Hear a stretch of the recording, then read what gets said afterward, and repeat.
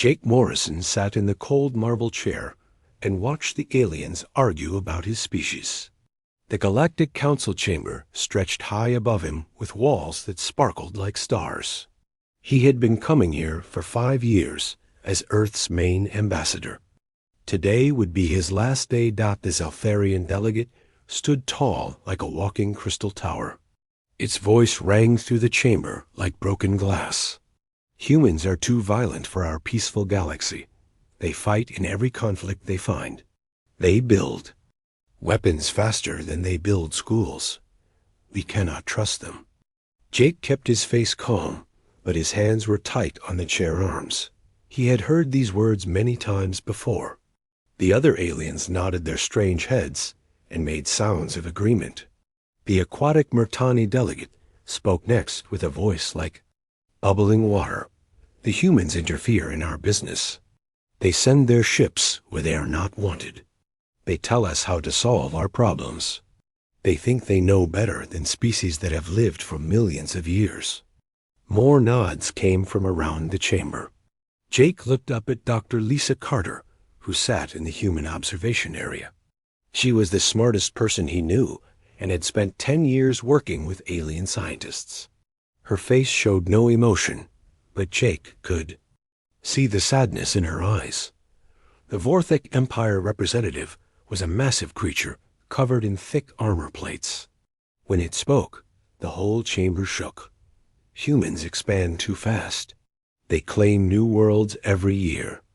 They build colonies on planets we have marked for ourselves. They do not respect the old ways of claiming territory. Jake wanted to stand up and speak. He wanted to tell them about the human colonies that grew food for hungry alien worlds. He wanted to explain how human ships protected trade routes from pirates. He wanted to show them the hospitals humans built and the schools they funded. But he stayed quiet because he had received new orders from Earth that morning. Got the message in. His neural implant was short and clear. Earth wanted him to accept whatever the Council decided. No arguments, no protests, no angry words. Just acceptance and a quiet goodbye. Captain Ben Hughes stood near the chamber door in his dark blue uniform. He was head of human security at the embassy. Jake could see that Ben was also getting messages through his implant. The captain's jaw was tight and his eyes were alert. He was ready for anything. The council speaker was an ancient being that looked like a tree made of metal. It had been alive for thousands of years and had seen many species join and leave the council. Its voice was deep and slow like distant thunder. We have heard all arguments about the human membership in our council. The evidence shows that humans disrupt the peace we have worked so hard to build. They are young and reckless. They do not understand the delicate balance of galactic civilization. Jake felt his heart sink, but kept his face straight. He had known this day would come. For months, more and more alien species had complained about human actions. They said humans were too quick to help other species solve their problems. They said human technology advanced too fast and made other species feel threatened. The crystalline hegemony delegate spoke with a voice like singing crystals. We propose that humans be given time to mature as a species. Perhaps in a few hundred years, they will be ready to join civilized galactic society. For now, they should return to their small corner of space and learn wisdom. The Gardener Collective representative was a being made of living plants and flowers. Jake had always liked this species because they seemed peaceful and wise. But today, even they voted against humanity. We agree with our fellow council members. Humans need time to grow beyond their warlike nature. We have seen how they rush to solve problems with force instead of patience. This is not the way of advanced civilizations. One by one, each alien species cast their vote. The numbers were clear from the start. 47 species voted to remove humans from the council. Only 3 voted for humans to stay. Those 3 were small species that humans had helped defend from larger aggressive neighbors. Jake watched the voting with a calm face, but inside he felt anger and sadness mixed together. These aliens had no idea what they were doing. They did not understand how much humans did to keep the galaxy safe and peaceful. They only saw the surface of human actions and not the deeper reasons behind them. When the final vote was counted, the council speaker's metal branches rustled with what might have been satisfaction. A galactic council has decided by overwhelming majority that human membership will be terminated immediately.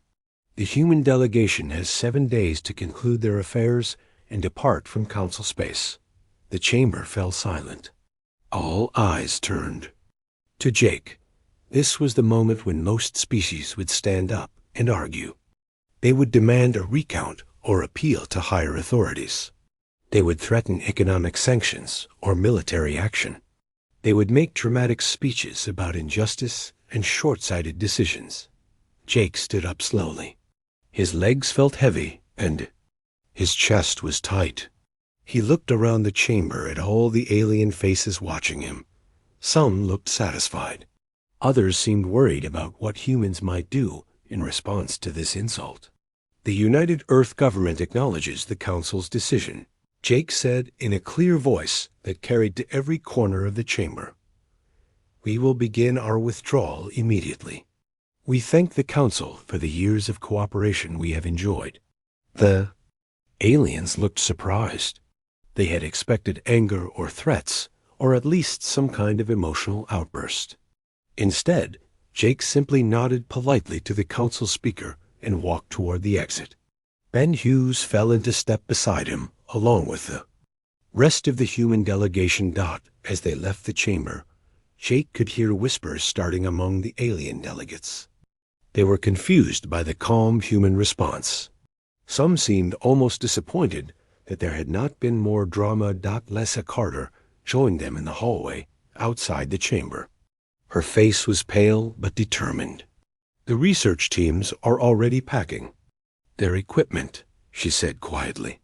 We should have everything ready for transport within 3 days. Jake nodded. Ben, how are the security preparations going? Ben's voice was professional and controlled. All human personnel have been notified. Emergency evacuation plans are already active. We will be ready to leave within 48 hours if necessary. They walked through the gleaming corridors of the council building toward the human embassy. Alien workers and diplomats stepped aside to let them pass. Some stared with curiosity. Others looked away as if embarrassed by what had just happened. Jake felt a strange sense of relief mixed with his anger and sadness. For years, he had watched the council make decisions based on politics instead of what was right. He had seen them ignore suffering because helping would be inconvenient. He had watched them waste time on ceremonies while people died in wars they could have prevented. Maybe leaving this place would not be such a bad thing after all. Maybe humanity could find a better path among the stars without these short-sighted aliens holding them back. As they reached the embassy, Jake sent a simple message back to Earth. Decision confirmed. Operation Silent Departure begins now. Colonel Amy Davis watched her team pack 15 years of research into metal containers. The human research station on Kepler 442b had been her home for so long that she forgot what Earth grass smelled like. Now she was leaving forever and taking nothing but memories. The Zeltharian scientists who worked alongside her team stood in confused groups watching the humans work. Dr. Kethman had been her research partner for 8 years. His crystal body flashed with colors that showed his distress. Amy, why must you leave so quickly? We have important work to finish. The quantum tunnel project is almost ready for testing. Amy sealed another container and marked it with shipping. Codes, I know, Kethman. But the council has made their decision. We have to respect that. She handed him a datapad containing all their research notes and calculations. This has everything we discovered together. You can continue the project without us.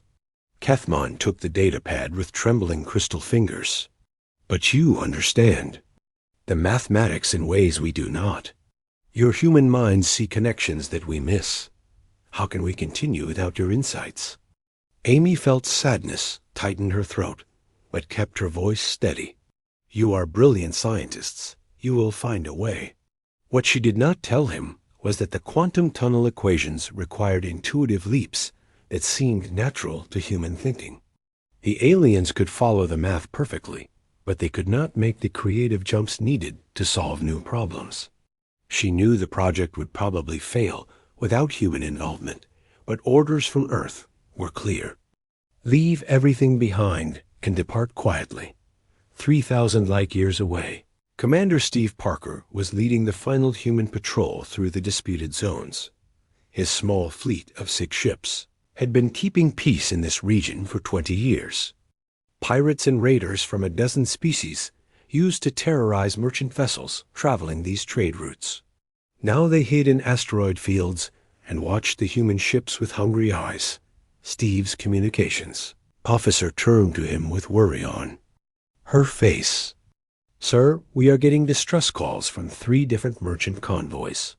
They want to know why we are not responding to their requests for escort protection. Steve stared at the star map showing trade routes that stretched across 50 star systems. Tell them our patrol duties have ended. They should contact Council security forces for protection. The officer looked confused. But sir, there are no Council security forces in this sector. We have been the only ones keeping these routes safe. Steve knew this was true. The Council had been happy to let humans handle security in dangerous areas, while they focused on more pleasant duties closer to civilized worlds. The alien governments never wanted to risk their own ships and crews in places where pirates operated. Send the message anyway, Steve ordered, and begin jump preparations for all ships.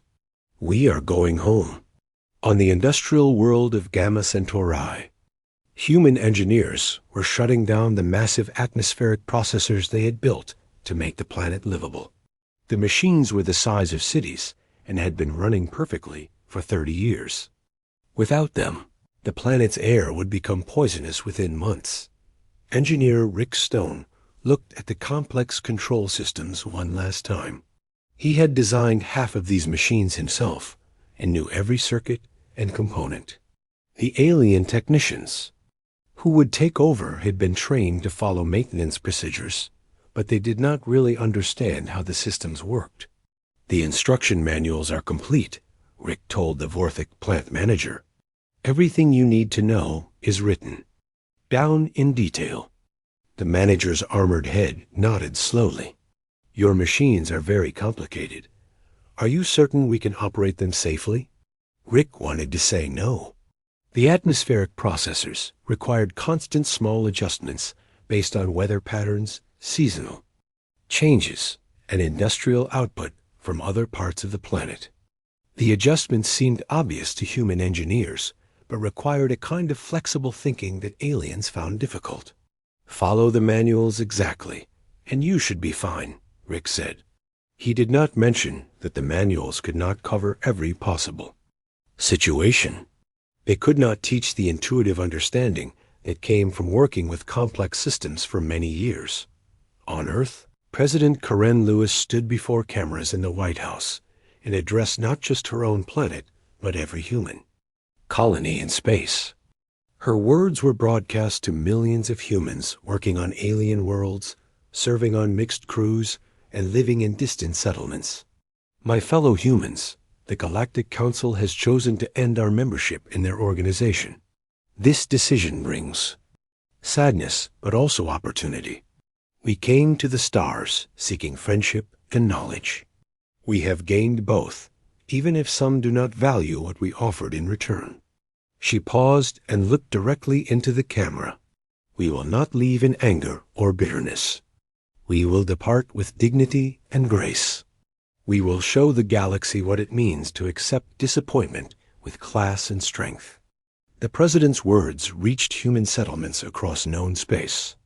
In research stations and mining colonies, on diplomatic posts and trade centers, Humans began the quiet process of going home got doctor. Helen Grant was packing her laboratory on the scientific world of Proxima Station.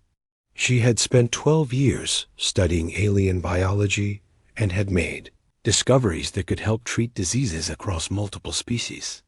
Her Murtani research partner floated in a water tank nearby, watching with large dark eyes. Helen, your work on genetic compatibility between species could save millions of lives. You cannot simply abandon it, no. Helen sealed her personal items in a shipping container. The research data stays here. Your people can continue the work, but we do not understand the human genetic structure the way you do. Without human test subjects and human insights, the research will stop making progress. Helen knew this was probably true. Human biology was unique in ways that made cross-species medical research possible. Humans seemed to be genetic bridges between many different alien life forms. Without human participation, much of the medical research would become impossible. I am sorry, Helen said quietly, but we have been asked to leave. Across the galaxy, similar scenes played out thousands of times. Human teachers left alien schools. Human doctors closed their clinics. Human traders shut down their businesses. Human peacekeepers abandoned their posts. Human diplomats handed over their responsibilities to alien replacements. The withdrawal was remarkable for its speed and completeness. In 37 days, humans evacuated every installation, every research station, every diplomatic post they had operated in council space.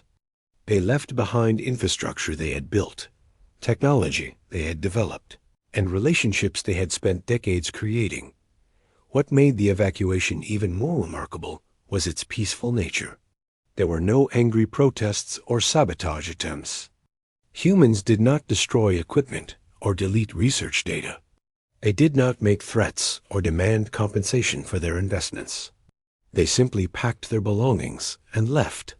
The aliens watched this exodus with growing confusion.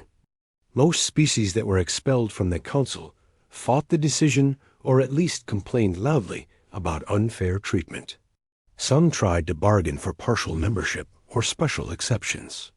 Others made threats about economic retaliation or military action. Humans did none of these things. They accepted the decision with quiet dignity and departed so smoothly that it almost seemed planned. This calm response made many aliens more nervous than anger would have. There was something unsettling about a species that could organize such a massive withdrawal without apparent emotion or chaos.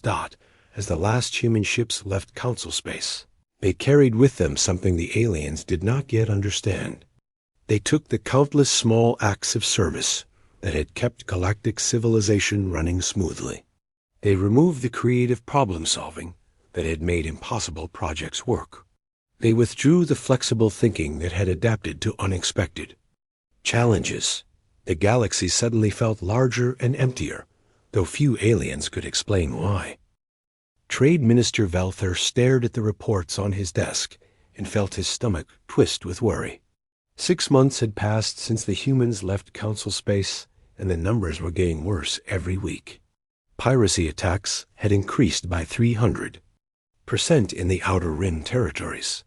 Merchant ships that used to travel safely along established routes now moved in heavily armed convoys or refused to make certain trips at all. The Zeltharian merchant captain who sat across from Valther's desk had lost 2 ships in the past month. His crystal body was cracked with stress lines that showed his fear and anger. Minister, you must do something about these attacks. The human patrol ships used to keep the trade routes safe. Now pirates operate freely, and we cannot protect ourselves. Valther spread his 4 arms in a gesture of helplessness. The Council Security Force has ships in those sectors. They should be providing protection. The captain's body flashed red with frustration. Council Security has 12 ships to cover 50 star systems. The humans had 60 ships in the same area, and they knew how to find pirates before attacks happened. These new security forces only respond after merchants are already dead. After the captain left, Velther called his assistant and asked for more detailed reports. What he learned made his worry turn into real fear. The human patrol system had been incredibly efficient because humans understood how pirates thought and operated. They used intelligence networks, paid informants, and rapid response tactics that kept criminals off balance. The Council's security force followed standard military procedures that worked well in formal wars, but failed against small groups of raiders who struck quickly and disappeared. The aliens had never learned the specialized skills needed for anti-piracy work because humans had always handled that job. On the war-torn planet of Zarian Prime, General Thakmer walked through refugee camps that stretched beyond the horizon. The camps housed 15 million displaced people from 3 different wars. When humans ran these facilities, they had been models of organization and efficiency. Now they were overcrowded disasters where disease spread rapidly and fights broke out every day. The human-built housing units were still in good condition, but the complex systems that supported so many people were breaking down. Food distribution that had once worked smoothly now resulted in long lines and shortages. Medical care that had prevented disease outbreaks was now barely able to treat people after they got sick. Dr. Morveth, the Vorthik medical officer in charge of Camp Health Services, met with General Thakmer to discuss the growing crisis. General, we have lost control of sanitation in Sectors 7 through 12. Without proper waste management, we will have epidemic disease within weeks. Thakmer looked at the reports with growing frustration. The human waste treatment systems are still working. What is the problem? The systems work, but they require constant adjustments based on population changes, weather conditions, and resource availability. The humans made these adjustments automatically without even thinking about them.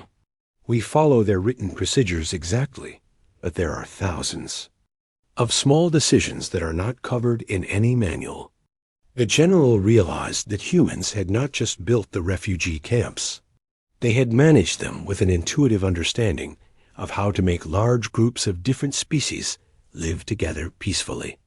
Without that understanding, the camps were becoming dangerous places where old ethnic hatreds and resource competition led to violence. Dr. Zethrin stood in his laboratory on Kepler 442b and stared at equations that made no sense to him. The quantum tunnel research that had been so close to completion was now completely stuck. He and his team had followed every procedure the humans left behind. They had repeated every experiment exactly as described in the notes, but they could not make the final breakthrough that would turn theory into working technology. The problem was not with the math or the science. The humans had left behind perfect documentation of everything they had discovered. The problem was with the creative leaps that human minds made between known facts and new possibilities. The equations described what humans had done, but not how they had figured out what to do. Zethrin called his research partner Dr. Kethlin into the lab to discuss their failure. We have been working on this project for 6 months without any progress.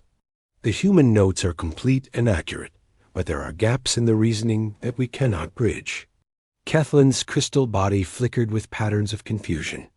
The humans seemed to make intuitive jumps from one step to the next. They would look at a problem and immediately see solutions that are not obvious to us.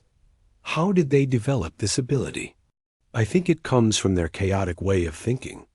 Zethrin replied, we approach problems logically and systematically. Humans seem to approach them from multiple directions at once and find connections we would never consider. Similar problems were appearing at research facilities across the galaxy.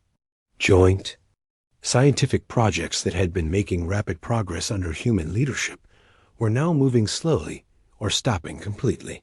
The alien scientists could maintain existing technology and follow established procedures, but they could not innovate. or adapt to new challenges the way humans had. On Gamma Centauri, the atmospheric processors were beginning to fail in ways that no one had expected. Chief Engineer Korvac studied readouts that showed dangerous fluctuations in air quality across the planet's northern hemisphere. The maintenance manuals left by the humans were incredibly detailed and covered every major system component. Korvac's team had followed every procedure exactly as written, but the machines required hundreds of small adjustments every day based on changing conditions that could not be predicted or documented in advance.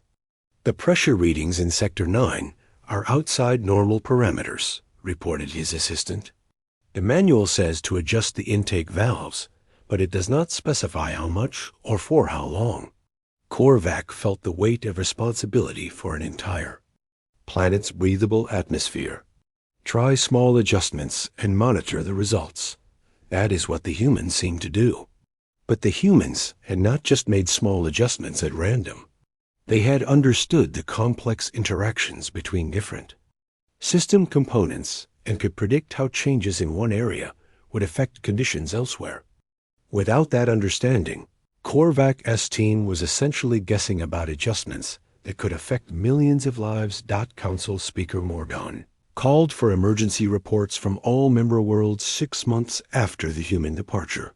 The responses that came back painted a disturbing picture of increasing problems across the galaxy. The Gardner Collective reported crop failures on 12 agricultural worlds where human biotechnology had been helping to increase yields.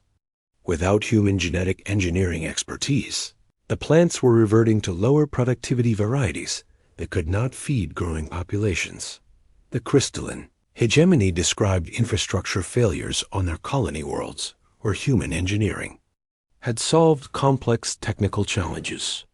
Bridges that humans had designed were developing structural problems that alien engineers could not diagnose or repair properly. The Meritani Federation reported communication breakdowns between their underwater cities and surface installations. Human technicians had developed the specialized equipment needed to maintain these connections across different environments. As Mordan read report after report, a pattern became clear. Humans had not just been members of the Galactic Council. They had been the problem solvers who made galactic civilization work efficiently. They had filled gaps in alien knowledge and abilities that other species had not even realized existed. The Council Speaker called an emergency session to discuss what many delegates were beginning to think, but none wanted to say out loud. Perhaps removing the humans had been a mistake. Perhaps their aggressive and interfering nature had served a useful purpose after all, but it was too late for second thoughts. The humans were gone, and the problems they had been solving were growing worse every day.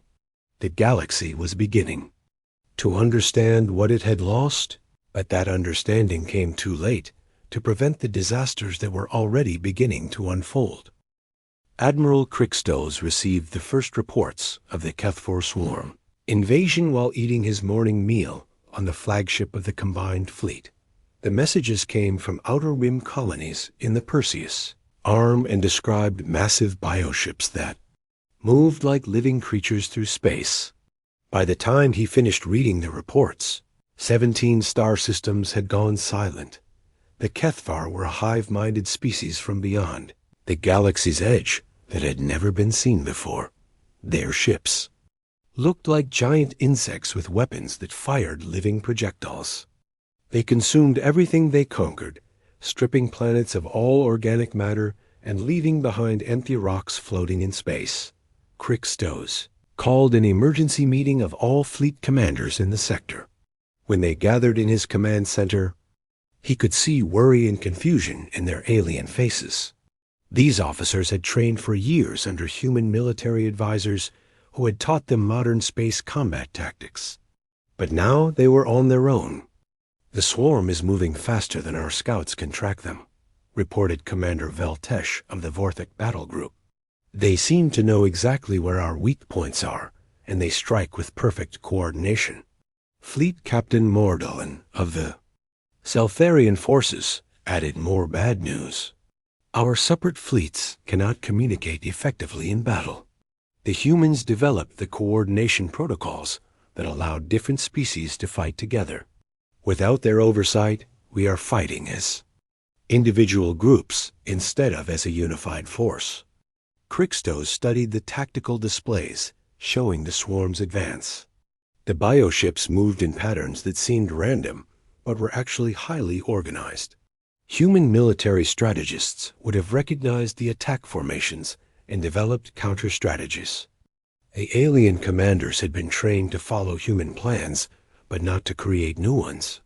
We will establish a defensive line at the Rigel system, Crixtos decided. All available ships will concentrate there and stop the swarm advance. But when a combined fleet reached Rigel, they discovered that fighting together was much harder than they had expected. The different alien species used different communication systems, different battle tactics, and different command structures. The humans had served as translators and coordinators who made joint operations possible. The battle was a disaster. Seltharian crystal ships tried to maintain long-range formations while Vorthok armored vessels wanted to close for direct combat. Murtani submarine-style ships could not coordinate with surface fleets from other species. The Gardner Collective's living ships required careful coordination to avoid friendly fire incidents.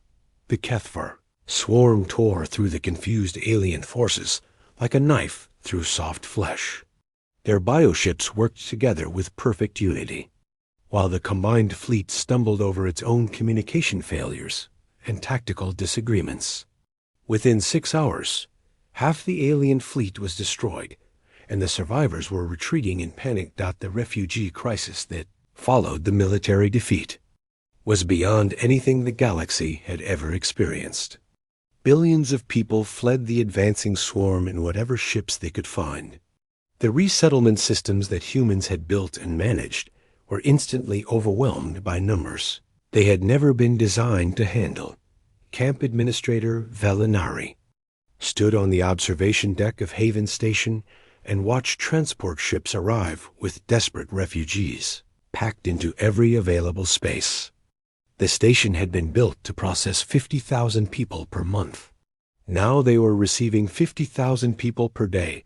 The careful psychological profiles that human specialists had created for different species were stored in computer files, but no one really understood how to use them. Humans had made the complex decisions about which groups could live together peacefully and which needed to be separated to avoid conflicts. Without that knowledge, Velinari was putting natural enemies in the same housing blocks and watching riots break out when different species competed for limited resources. The human social workers who had managed these situations with skill and patience were gone, replaced by alien administrators who followed rigid procedures that did not work in crisis conditions. "We have fighting in Residential Sector 12," reported Security Chief Kethvar. "The Draknari refugees are attacking Murtani families over access to water supplies." Velinari felt overwhelmed by problems that seemed to multiply faster than his staff could solve them. "Separate the groups and increase security patrols in that sector." "Sir, we have already separated 12 different species groups. We are running out of housing areas, and the separated groups are angry about being isolated from common facilities." The administrator realized that humans had not just managed refugee camps through superior organization. They had understood the complex psychology of different species under stress and had known how to help them cooperate instead of compete. Without that understanding, the camps were becoming pressure cookers ready to explode. The economic collapse began in the financial centers of the core worlds, where alien economists tried to manage systems they had never fully understood. The interstellar banking network had been built on human mathematical models that took into account thousands of variables affecting galactic trade. Senior economic analyst Morkith stared at currency exchange rates that fluctuated wildly from hour to hour. The human economists who had managed the system had seemed to make decisions based on intuition and experience that could not be reduced to simple formulas.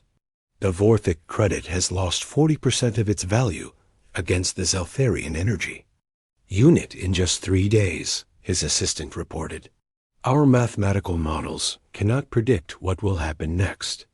Morkith had access to all the human economic databases and analysis tools, but he did not understand the creative thinking that had made them work.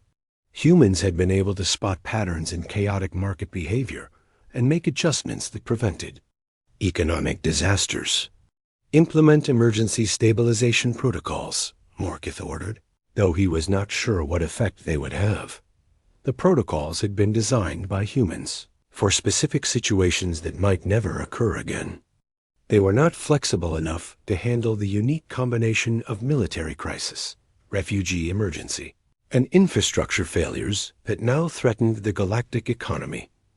On research worlds across the galaxy, scientific progress had stopped almost completely.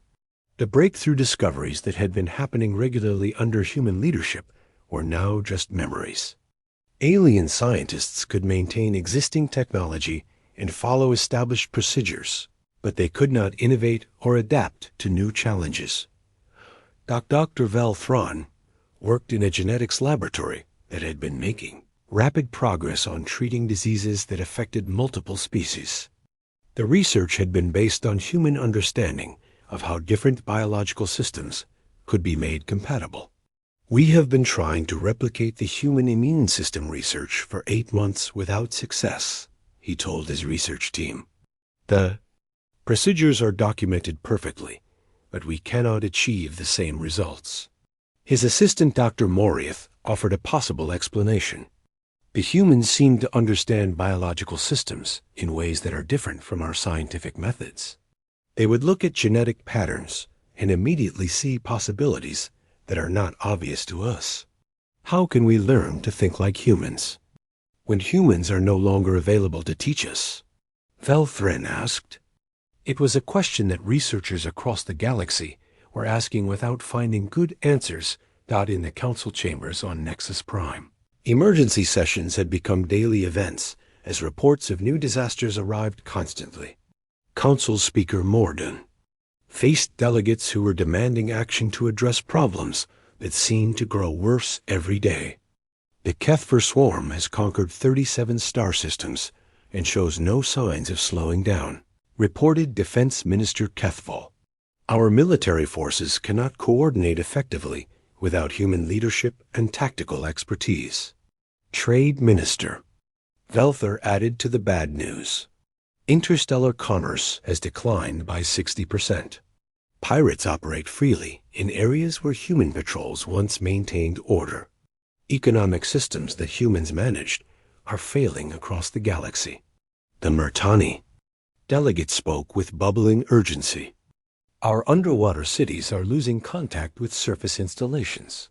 The communication systems that humans maintained are breaking down and we cannot repair them properly. One by one, the delegates described catastrophes that were spreading faster than alien authorities could respond. The careful balance that had kept galactic civilization stable was collapsing without the humans who had maintained it. For the first time in galactic history, council members were openly questioning a decision they had made unanimously. The humans had been expelled for being too aggressive and interfering, but now the galaxy was discovering that their aggression had been directed at solving problems, and their interference had been preventing disasters. Perhaps we should consider asking the humans to return, suggested the Gardner Collective representative quietly. The chamber fell silent as delegates realized they were thinking the same thing, but none of them wanted to admit out loud that they had made such a terrible mistake. Ambassador Ziegther looked out the viewport of his diplomatic ship at the Earth's solar system and felt his confidence drain away. 2 years had passed since humans were expelled from the Galactic Council. He had expected to find them struggling, in isolation, ready to accept any offer to rejoin galactic civilization. Instead, he saw a transformed system that looked more advanced than anything in Council space. Massive orbital habitats winged the inner planets like glittering jewelry. Each habitat was larger than most alien space stations and showed engineering techniques that Ziegler had never seen before. The asteroid belt had been converted into a vast mining and manufacturing complex, with ships moving in perfectly. Coordinated patterns. Human patrol vessels approached the diplomatic fleet with quiet efficiency. Their ships were sleeker than the models Ziegler remembered, with energy signatures that suggested major technological advances. The lead human ship transmitted a polite greeting and requested the aliens state their business in Sol System. "This is Ambassador Ziegler of the Galactic Council Diplomatic Corps," he responded. "We request permission to meet with Earth government representatives on a matter of urgent importance." The human response came quickly. "Permission granted, Ambassador. Please follow our escort ships to Earth Orbital Station 7. Dr. Helen Grant, Secretary of Xenological Affairs, will meet with your delegation." As they traveled toward Earth, Ziegler studied the bustling activity around him. Construction ships were building new orbital installations. Research vessels conducted experiments in open space. Massive cargo ships moved resources between different projects. The humans had clearly not been idle during their exile from Council. Space Dr. Helen Grant met the alien delegation in a conference room that overlooked Earth's blue and white surface. Ziegler remembered her as a dedicated scientist who had worked closely with alien researchers for many years. She greeted them with professional courtesy, but without the warm friendship she had shown in the past. "Ambassador Ziegler, it is good to see you again. I understand the Council has urgent business to discuss with Earth." Ziegler felt uncomfortable under her calm gaze. He had rehearsed this conversation many times during the long journey to Earth, but now the words seemed inadequate for the magnitude of what he needed to ask. "Dr. Grant, I will speak directly about why we are here. The galaxy is facing a crisis that threatens all civilized species. The Kethver swarm has conquered 60 star systems and continues to advance. Our military forces cannot stop them without human tactical expertise." He paused and saw no change in her expression. "Additionally, we are experiencing infrastructure failures, economic collapse, and social breakdown across Council space. The systems that humans helped maintain are failing without human oversight." Dr. Grant listened without interrupting. "When Ziegler finished, she asked a simple question. "What exactly is the Council requesting from Earth?" "We are asking humanity to return to the Galactic Council with full membership and expanded privileges. We offer you permanent seats on the High Command, leadership positions in scientific research, and economic partnerships that would benefit Earth greatly." Ziegler expected some reaction to these generous offers. The expanded privileges he was offering exceeded anything humans had enjoyed during their original membership. But Dr. Grant's expression remained neutral and professional. "I see. Would you like to tour some of our recent developments while I consult with my government about your proposal?" Captain Roy Mitchell escorted the alien delegation through parts of the Sol System that were cleared for foreign visitors. What they saw amazed and worried them in equal measure. Human technology had advanced incredibly during just 2 years of isolation. The orbital habitats used gravity control systems that were decades ahead of anything in Council space. The manufacturing complexes produced materials with properties that alien scientists had only theorized about. The research stations conducted experiments that pushed the boundaries of known physics. "How did you achieve such rapid technological advancement?" asked Dr. Kethman. His Eltharian scientist in the delegation. Captain Mitchell smiled with quiet pride. "When we left Council space, we were no longer restricted by the technological sharing agreements that limited human research. We were free to pursue scientific advancement at our own pace without worrying about other species feeling threatened by our progress. The aliens exchanged worried glances. They had expelled humans partly because human technology was advancing too quickly for alien comfort. Now they realized that without council restrictions, human advancement had accelerated beyond their worst fears. The tour continued to research facilities, where humans were working on projects that seemed like science fiction. Faster than light. Travel methods that did not require the massive energy systems used by alien ships. Artificial intelligence that worked in perfect cooperation with human creativity instead of replacing it. Genetic therapies that could adapt human biology to survive in any environment. But the most disturbing revelation came when Captain Mitchell casually mentioned humanity's new allies. We have made contact with 17 species from other galaxies who were unknown to the Council. They have been very interested in exchanging knowledge and establishing trade relationships. Ambassador Ziegther felt his stomach drop. Other galaxies? How is that possible? Our new faster-than-light technology makes intergalactic travel practical. We have discovered that our galaxy is just one small part of a much larger community of civilizations. Many of these species are far more advanced than anything in Council space. The alien delegation realized they were not just looking at human technological advancement. They were seeing evidence that humans had moved beyond needing the Galactic Council at all.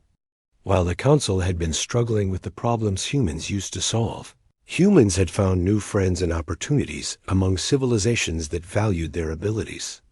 When they returned to the conference room, Dr. Grant was waiting with Earth's official response to the Council's request. Her manner was polite but formal, like a diplomat delivering a message to foreign representatives rather than old colleagues. The United Earth government has carefully considered the Galactic Council's offer of renewed membership. We appreciate the expanded privileges you have proposed, and we understand the difficulties that led to your request. She paused and looked at each alien delegate in turn. However, we must respectfully decline your offer. During our time away from Council space, humanity has discovered new opportunities and formed new relationships that better serve our interests and values. Ambassador Ziegther felt desperation replace his earlier confidence. Dr. Grant, you must understand the urgency of our situation. The Kethver swarm threatens all life in the galaxy. Without human military expertise, billions of people will die. We understand the seriousness of the threat, Dr. Grant replied calmly. Earth will provide humanitarian assistance to refugee populations, and we will share defensive technologies that might help Council forces. But we will not return to Council membership or provide direct military intervention. But why? Ziegther asked, his diplomatic composure finally cracking. We are offering you everything you could want. Leadership positions, unlimited research, freedom, economic benefits beyond measure. Dr. Grant's expression softened slightly, showing a hint of the scientist who had once worked closely with alien colleagues. Ambassador, 2 years ago, the Council told us we were too aggressive and interfering for galactic civilization. You said we needed time to mature as a species before we could be trusted with membership in your organization. She gestured toward the viewport showing the bustling human civilization outside. We have used that time to grow and mature, just as you suggested. We have found our place among the stars, and it is not as junior members of an organization that once rejected us. The alien delegation returned to Council space with news that shocked the galaxy. Humanity had not only survived their exile, but had thrived beyond anyone's imagination. They had become a major galactic power with technologies and allies that made them independent of the Council. They had once sought to join Dot in the Council chambers. Delegates who had voted to expel humanity now faced the consequences of their decision. The Kethver swarm continued its advance across the galaxy. Infrastructure systems continued to fail without human maintenance. Economic chaos spread as trade networks collapsed. The humans had offered humanitarian aid and defensive technologies, but they would not return to save the civilization that had rejected them. They had moved beyond the need for council approval or membership.